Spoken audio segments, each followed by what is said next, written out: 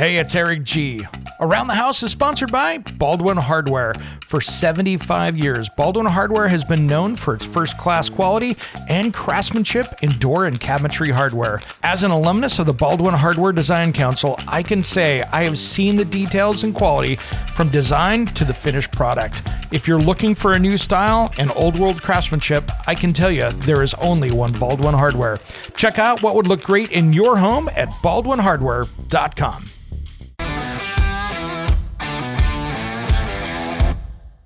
It's Around the House. Happy Christmas Eve, everyone. Eric G with Around the House here. We have an excellent Christmas Eve special here where I went back and found some of my favorite episodes and segments here, stuff that maybe you missed, the stuff that I thought was excellent, fun, and innovative listening. Now, coming up in this hour, we have Unlimited Hydroplane Racing with Strong Racing, talking about putting a hydroplane together, emergency preparedness, Ross Trethewey from This Old House, and True Crime Meets Home Improvement with my friend, Tool Girls Garage, Sarah Listi. We have so much more coming up in this episode today that you don't want to miss. For more information about us, head to aroundthehouseonline.com or social media. And if you're listening on the podcast, make sure you subscribe. Now let's get back to this very special episode. When it comes to remodeling and renovating your home, there is a lot to know, but we've got you covered. This is Around the House. Welcome to Around the House with Eric G and Caroline B, where we typically talk home improvement every single weekend. Thanks for joining us. Hey, Caroline, we're going to go a little off the reservation today, aren't we? We are, but it's good. We like to broaden our audience. You guys have got something new to learn about. I love it. Absolutely. So we're going to talk here a little bit of unlimited hydroplane racing because, I grew up doing this and we've got a lot of different radio audiences out there that catch Around the House that have this in their neighborhood. So we want to make sure and help those guys out as well. And if there's nothing about unlimited hydroplane racing, is it a bunch of people doing DIY when it comes down to it as a team. And so this is kind of the ultimate DIY project. I want to introduce Darrell Strong from Strong Racing and my favorite driver out there, Brent Hall. Welcome to Around the House, brothers. Thank you. Hello, guys. Thank you. Yep, exciting. And for the audience, Brent, if you love NASCAR, this is way better. Like, this is the ultimate cream puff.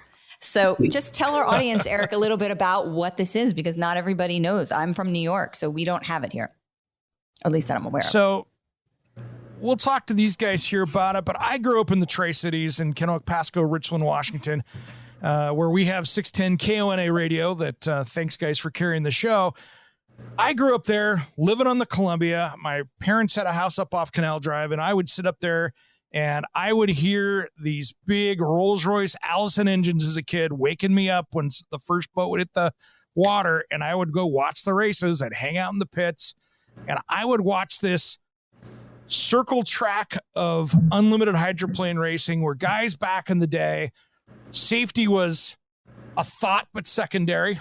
It was the best they had with the technology at the time. And I would go out and watch people doing, 150 to 200 miles an hour as a kid watching on the river out there. And it was a lot of fun. And now I think the sport is coming back into its heyday. And I want to ask Darrell about this because we've got parity in this sport like never before. I mean, back in the day when I was a kid, when I really was old enough to understand it, it was like the Miss Budweiser and the Atlas Van Lines, and it was just dual battle and everybody else cleaned up afterwards. Darrell, what's your thought on unlimited hydroplane racing where it is today? I was reading a book that I think David Williams wrote, who runs the museum, and as just hydroplane racing in the Tri-Cities. And you look at national championships, and like Budweiser won 13 out of 14 years. And you think, the great thing now is, I think, Brent, when you think at least 4 boats could win any race. And you look at our boat in Madison, was neck and neck with the boat, the Home Street boat that's won most of the national championships for the last 6-7 years. And we were actually going faster on the outside until we, took off like an airplane. We'll get to that because that's a whole other subject. But, Brent, you are a veteran, but up and coming as well in this sport. I think you have some, in my opinion, at least, you've got some huge days ahead of you out there as a driver. Where do you think that Unlimited Hydroplane Racing is right now? Yeah, no, I think we're in an exciting time. This is a time where, as Darrell mentioned, we've got 4 to 5 boats that could win these races at any time. And you were talking about the history. You're absolutely right. It could either have been the Budweiser or the Atlas Van Lines back in the day, right? Yep. But now to have several boats that can win. And for me, I think the big thing, we've got to get the stories out about the drivers and for people to get to know the drivers. Yes. So just like we're doing with this particular podcast, you need to know who we are. And so I think that's one of the things that's really important to me. And there's great stories behind that, and excited to share some of those throughout this podcast. Absolutely. Absolutely. Darrell, so let's start out with you, kind of the history of this. We talked a little bit before the show started, but how did you get into Unlimited Hydroplanes? Because I know you grew up in the same town I did. Yeah, I mean, you can't grow up in the Tri-Cities, Washington, without being a hydro fan. Well, if you're not, everybody's shocked because it's like our Super Bowl. Yeah. And little did I know that I know now after being at all the race courses, it's actually the best one. Cool. It's the best race. You can ask anybody, but I started going, we moved there when I was 7, and we went to somebody's house up on Canal by where you lived and saw the aerial view. And I got to watch it in 67, which was the second year. I think it started in 1966. That was Atomic Cup days, right? I think Miss Bardall won. And cool. And it was just, I'd never seen anything like that in my life. And then probably the most told story in every interview I've ever done is I took my wife on our first date when we're 15 to a boat race. Nice. And we've been married 43 years now. So we got married right out of high school. But that was our first date, and it was just a big part of our life. I mean, you would know this, Eric, growing up the Tri-Cities when they had the piston boats. And back then, they would actually come like on Tuesday or Monday or Tuesday. Yeah, it was Monday, Tuesday. It was a whole week, yeah. And you could hear those boats. And when you did, you'd get on your bicycle and ride as fast as you could to the river so you could watch whoever was out there. Oh, yeah, absolutely. And where I was up on Canal, there was times that I would go down there. I was running across the freeway down there, trying to get across there and climbing fences and doing all the stupid stuff a kid at that age shouldn't be doing. But you had to get down there to get there, and it was just a lot of fun. We were in much better shape, I think. Yes, yes. So back in the day, to paint a picture for people that don't know the sport, they were mostly wooden boats. You had surplus World War II aircraft engines that were running these things. And it was an open cockpit with a driver in a suit, driving suit with a huge monster collared, hopefully flotation device that when the boat would get wild or flip, you hope to clear the boat before the boat landed. Yeah.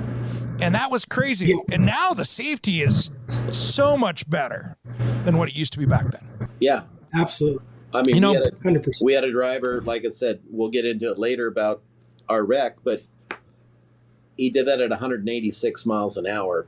And he walked away and was at the trophy presentation, and half an hour later and woke up the next day, wasn't even sore.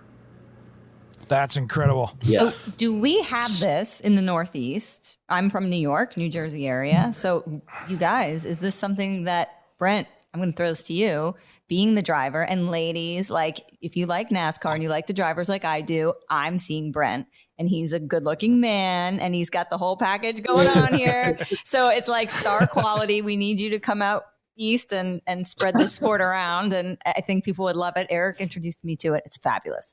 So do we have this out by us, and where do we go to see it? Yeah. So in the Northeast, it had been there before, but we need to bring it back again. And so, Caroline, I'm kind of the reverse of you. I lived in North Carolina for about 3 years and had the chance to go to a NASCAR race.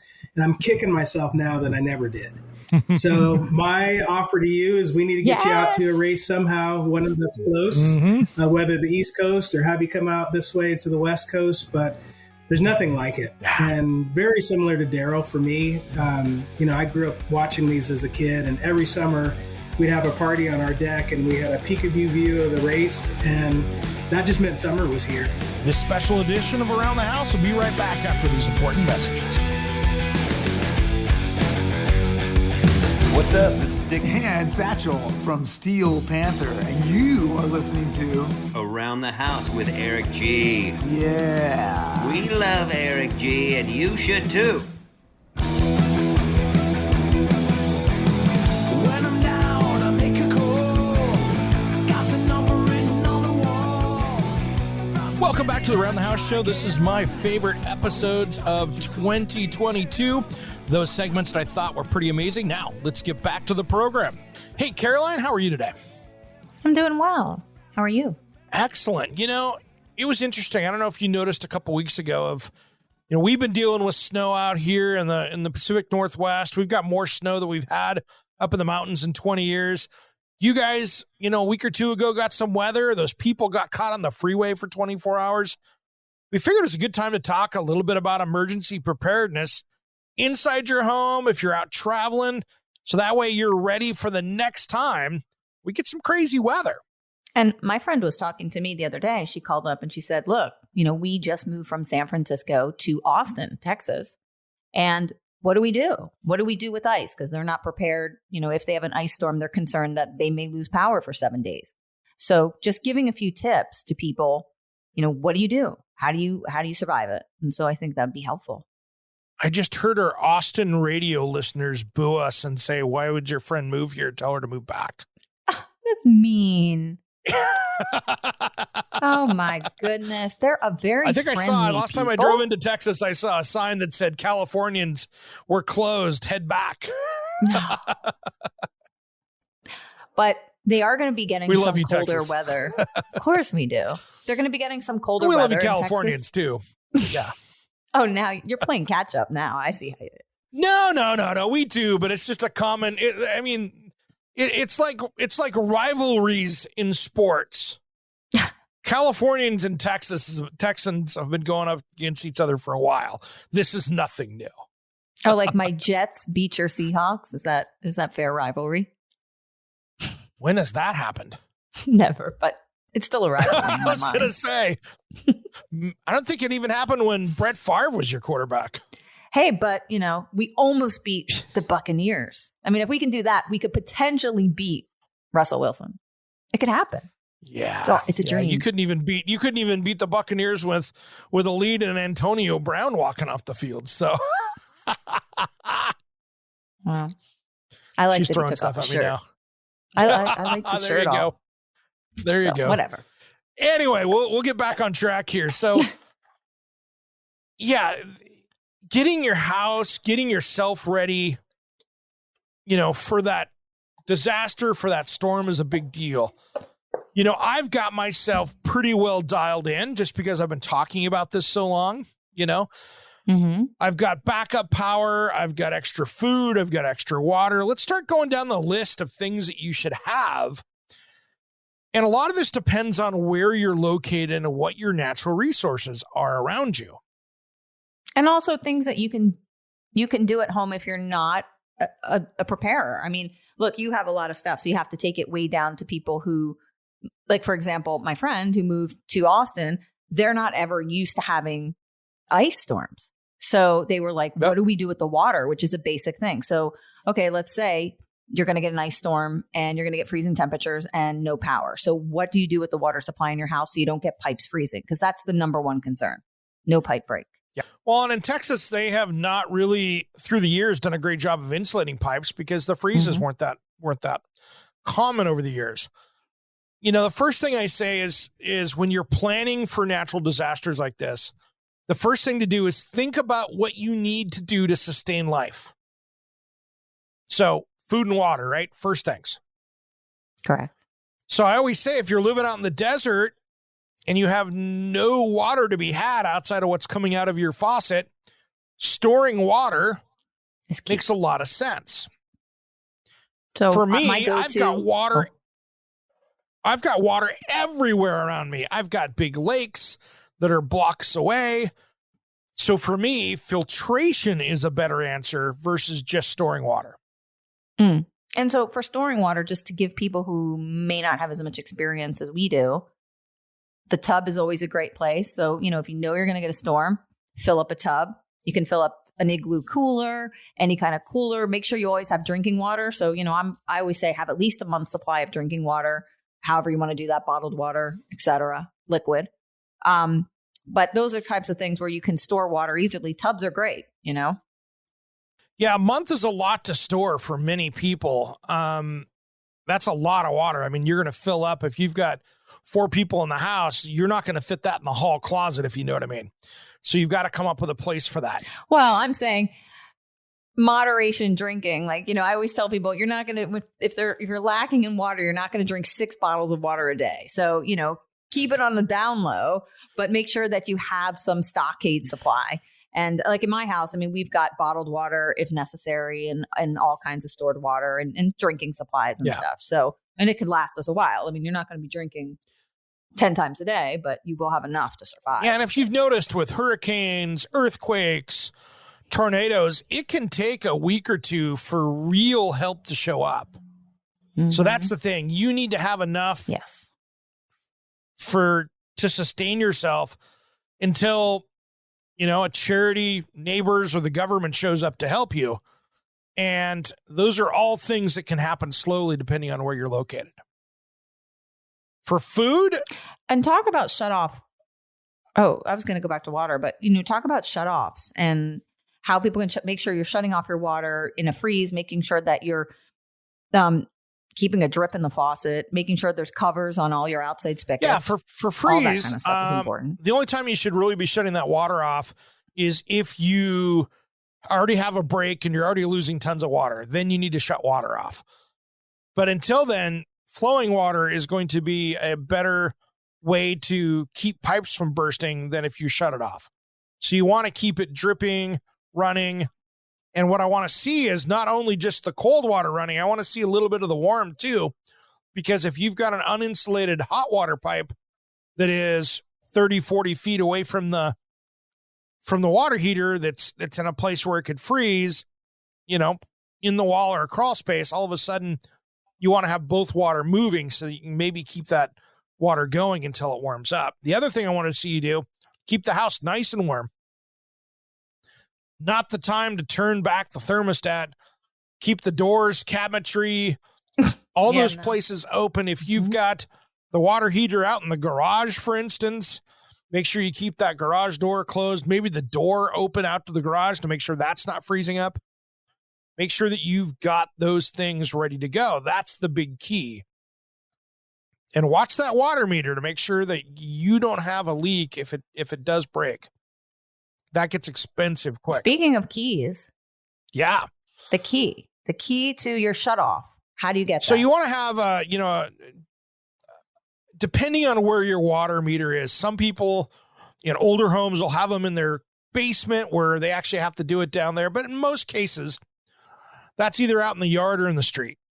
And you need a street key to go down and do that. And that's just it's a little, depending on how deep it is, if you're in the Midwest where you get really cold, that meter could be down 3 or 4 feet, 6 feet. I've seen them, depending on where you're located. So you need to be able to get down there with this long pole that has this little forked metal thing in the bottom, be able to turn that off and on.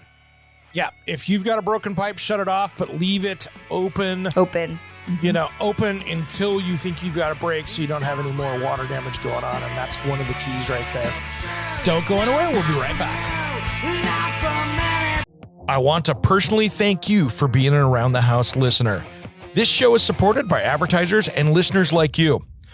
I was asked by members of our audience to open up for a way to people say thank you and to help fund future episodes of Around the House. We now have a way to do that, and that's buy me a coffee or a drink.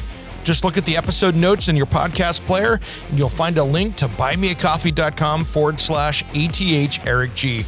And thanks again for listening to Around the House.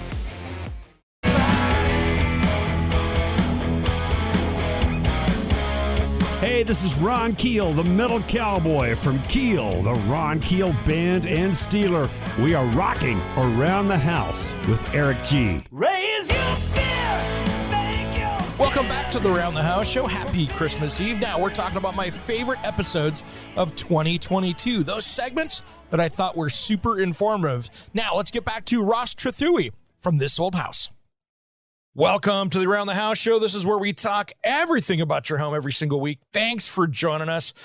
We have a special guest in the studio today, Ross Trethewey, founder lead engineering over at TE2 Engineering, but you might have seen him on this little show called Ask This Old House, or This Old House is their technology expert. Thanks for coming on today, brother. Yeah, thanks for having me. This is exciting. This could be a lot of fun, man. And technology and, healthy living inside the home is a passion of mine. And you do such a great job on a much bigger scale and from the engineering side of it versus me just being a connoisseur of knowing exactly how to do this stuff. So it's refreshing to have a conversation like that with somebody that really knows their stuff. Yeah, well, thank you for having me on. We try to talk about, indoor air quality in our everyday life, whether it's on This Old House or whether it's, in our, kind of my day job with TE2, just really trying to promote indoor air quality, making sure that the air quality inside of our buildings is healthy to breathe.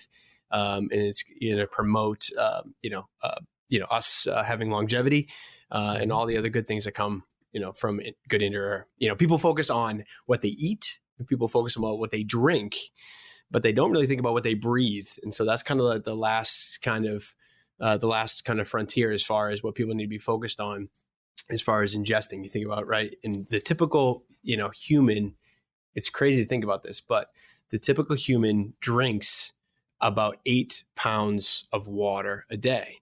And we eat about 4 pounds of food a day. Do you know how much air we breathe in terms of pounds? I have no idea. I'm trying to even think of CFM, let alone pounds. So it's about 30. So a typical human at normal conditions, steady state, will breathe about 30 pounds of air a day. And, that's, just comparing that to what we eat in terms of 4 and what we, drink in terms of 8. That's quite a bit, in terms of difference. So, and think about what's in your air filter when you change it. That's all what's entering your body, right? It's crazy. Yeah. I mean, there were a bunch of studies done that show that the air quality inside of our houses is typically 4 times worse and sometimes up to 100 times worse than the outdoor air. So we think of our houses being healthy, clean environments, but a lot of times it's the petri dish. It's the exact opposite, that we've locked in all these, contaminants, and some of it gets trapped in the filter, of course. And some of the higher quality filters obviously do a really good job of capturing the small stuff, but yeah, the rest of it's going into our lungs, into the lungs, into the bloodstream, tiny particulates. They call it PM 2.5 is the term that they call it. And that's the really, really small stuff, the fine particles. And more science and more, research is being done on what that does to our bodies, but it can't be good. It can't be good. No, and on top of it, we can't even get building code straight across the U.S. This is my little soapbox here. We can't even require kitchen ventilation hoods in homes. Oh, you got a window, that's close enough. And it drives me absolutely insane as a nearly 30-year kitchen designer that we can't even get that right now. Oh my goodness, that drives me bonkers. Yeah. Kitchen exhaust is one of those things. It's like, yeah, but I have a recirculating hood, or, it's like, it's like a recirculating toilet. How well is that work that we could do here? It blows me away. And this, again, soapbox. How can I walk into a home center and buy a recirculating hood? I know. That shouldn't be on the market. It shouldn't be allowed. Yep. Or, I just cracked the window. I have no hood at all. Or I put the microwave above it, and even though a lot of those microwaves can be vented to the outside, they just choose not to. It's crazy. I agree with you on that one. So yeah, it's wild. And then, I like using new technology. I've got, I'll use the name out there because it's worked well, but it's also kind of starting to scare me now. I've got one of those Aris, they're one of the air scrubbers in my house, but I'm starting to get a little worried about it. And I'm going to do some more research on it. And in full disclosure, I've talked about it for a couple times, but my wife can't bake bread in the house with it. So can't bake bread. Okay. No, it kills the yeast. So when she goes to rise bread, it won't rise. So she has to go take it outside. And I'm like, wait a minute. Okay, that's making me a little nervous. I know it's really doing a great job of scrubbing the air, but it's killing the yeast. So I don't know if I want that in me either. Right. I'm not familiar with the exact machine you're referring to, but there's a lot of products that are on the market today, especially coming out of COVID, that are focusing on what they call plasma technology or negative ions and all these other things. And to be honest with you and with everyone that asks me, I say, just put in a HEPA filter. Or a really, really good, air filter in your house is as good as you can get. But just that doesn't have any additional kind of chemical reactions taking place, because we don't know what the chain of reactions that gets created. We don't know what that does downstream. And so when you're introducing, plasma and you're ionizing air and stuff like that, there are a lot of things that we just don't know yet in terms of what that does to the air quality inside our buildings. And so you might solve for one problem, but you may have created 100 other problems. That's kind of where I'm at, because this thing uses that, uses that kind of hydrogen peroxide type technology where it kicks it out in the air. You're familiar with that, and mine's unplugged right now because it kind of making me nervous the more I look into it. Yeah. So we did a lot of DIY, what I'll call, I don't know if you heard about the Corsi Rosenthal cube or the Comparato cube. Yep. So it's a DIY, air cleaner, has 4 filters on it that are all MERV 13 or higher with a box fan, less than $100 materials. You build them yourself. I build them for all my kids' classrooms at school. Nice. And it was, have them in my house, et cetera. And it's just an awesome, media filter for capturing the small stuff and the big stuff that's inside our house. So it's instantly making our air quality better. And everyone inside my family, felt a difference, from running those machines. So my viewpoint on most of this is just put in the best air filter you can, do it in the rooms that you're going to be living in. And whether it's a HEPA one that's for $1,000 off the market, or whether it's a DIY $100 one, of course, there's going to be different ranges in that. But at the end of the day, you're making the air quality better in your house, not worse. And there's no debate on that one. Yeah. And in full disclosure, I put a brand new system in about a year and a half ago. I put one of the just Carrier Infinity systems in, multi-zone, old 70s house with their good filter in it. Yeah. So I've got that in the UV in that, nothing else crazy, big 6-inch type filter. And it made day 2. I was like, oh my gosh, I'm breathing so much better. Right. Oh my goodness. Yeah. I can actually breathe. Yeah. I didn't know how bad it was until it's better. And you're like, oh, wow. Yeah, that's a great system. I would say MERV 13 is the minimum that I would recommend for everybody, and 4-inch all the way up to 6-inch thick. The thicker, the better, right? The deeper the pleats, the more surface area you have. A lot of people don't realize this, but when you have a pleated media filter, the difference between a 4-inch and 6-inch is the size of the pleats. And so the way I think about it is, if you were to unroll that accordion and you were to unbox it and flatten it, how much area would it take up? So if I have a 6-inch versus a 1-inch, the 6-inch is going to be covering much, much more area. So that means lower pressure drop. That means more filter life time, life expectancy, less resistance on the air motor, the blower motor inside your air handler. A lot of good things that come out of it. And so the thicker the better. And MERV 13 is or higher is where we're at. And those cheapy 1-inch ones, the little fiberglass ones, those are there to keep animals out of the out of the blower motor, and that's all they do. Exactly. Maybe catch some cat hair, some dog hair, maybe that at best. Maybe. Yep.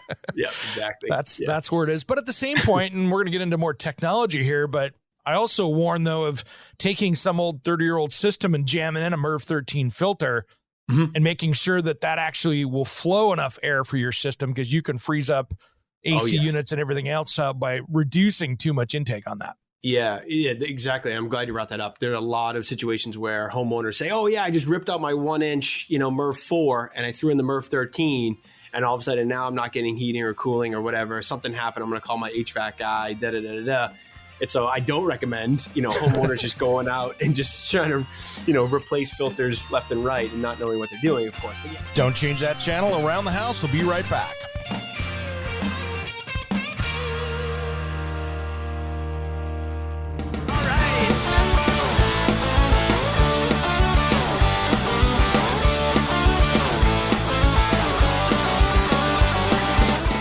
Christmas Eve, everybody. Eric G with Around the House here. Now we're going to be talking with Sarah Listi from Tool Girls Garage and Murder House Flip. And don't forget, next weekend, we've got an all-new episode of My Favorite Things from 2022. Now let's get back to the show.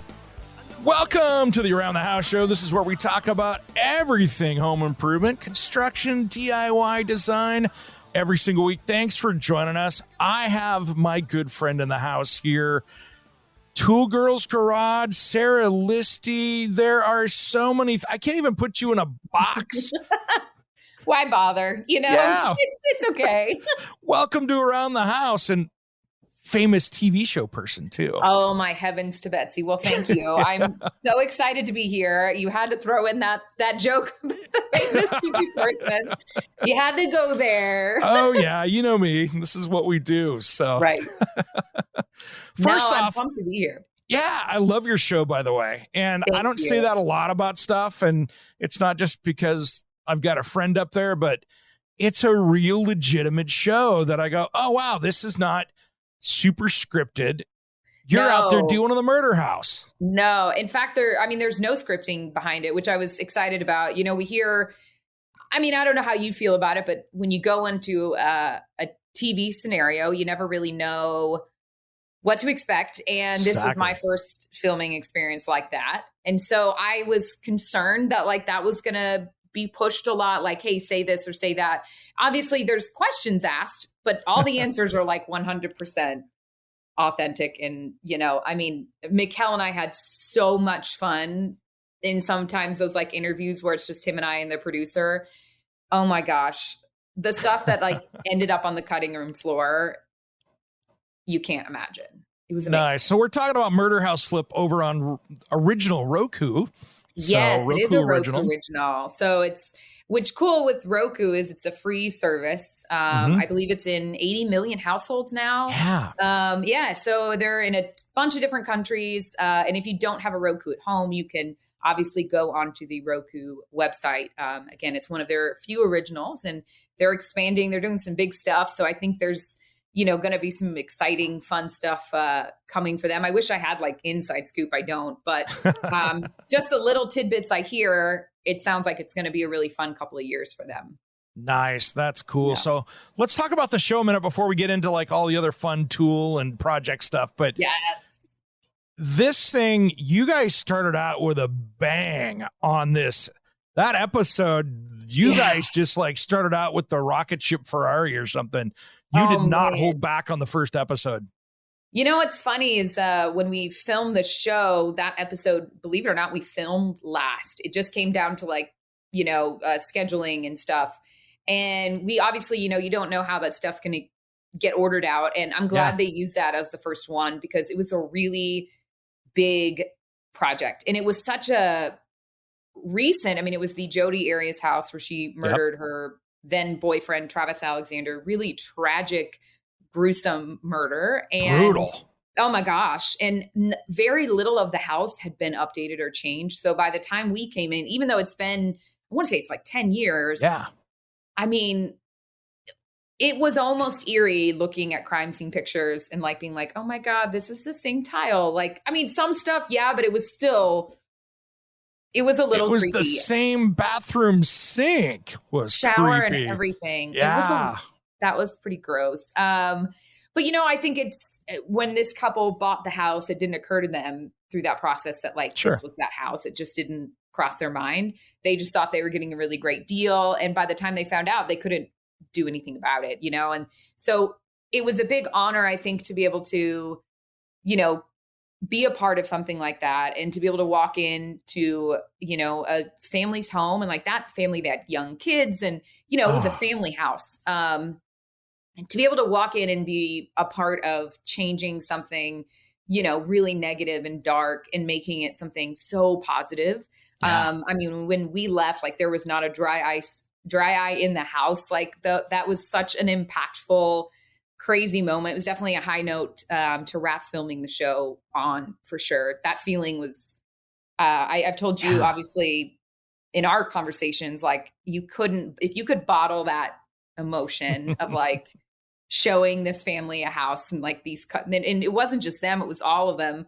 like, oh my gosh, that would be amazing. You just want to like smell it on a bad day or something, you know? Yeah. And by the way, smelling on a bad day, I'm happy we didn't have smell-o-vision for that when you guys were pulling that carpet up, by the way. That looked disgusting. Okay, so here's what was really gross. When we started doing that, it didn't smell when you walked into the room.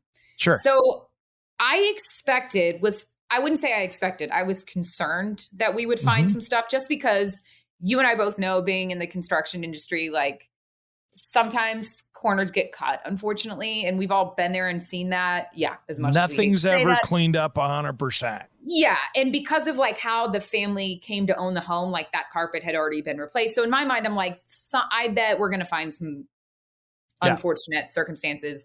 But the minute you lifted that carpet, I think Mikkel said it smelled like raw meat. And that was it smelled rancid. It was the grossest, like, I don't even know. It was so bad. Like, I literally can vividly remember the smell. And it's like, there goes dinner. My appetite's gone for sure. But it was it's like you opened up death's door and you were staring into it. It was just, it was so, we just didn't, the smell is not what I would have expected. Yeah. Because it's, I mean, ew. It was hard to explain. I'm glad that the smell-o-vision, that would have been convenient. Yep. But it was, just thinking of that was, oh. But see, knowing you, I watched that. I know your reaction. I'm like, there's no way that's scripted. I can tell that is 100% real because that was just 100% Sarah right there. I was just laughing going, there it is. There it is. That is the real deal. Well, it's funny because you had mentioned that. I had a couple other people that have known me over the years say something similar. And I'll be honest, like of all of the positive feedback, any feedback, that I think meant the most to me because it's very hard when you get put in a weird situation. And, you know, I always felt like I was 100% me, but the fact that everybody else also saw that was, I know it sounds dumb, but like it really meant a lot for me to hear because you just don't know how things are going to get, you just don't know. You hope and pray that editing does you a favor and doesn't go the other direction and not do you a favor because that would have been bad. So really you guys did 4 or 5 days and had to make 20 minutes out of that. I mean, yeah, it was like that house was 5 full days of filming and it was 25-minute episodes. Yeah.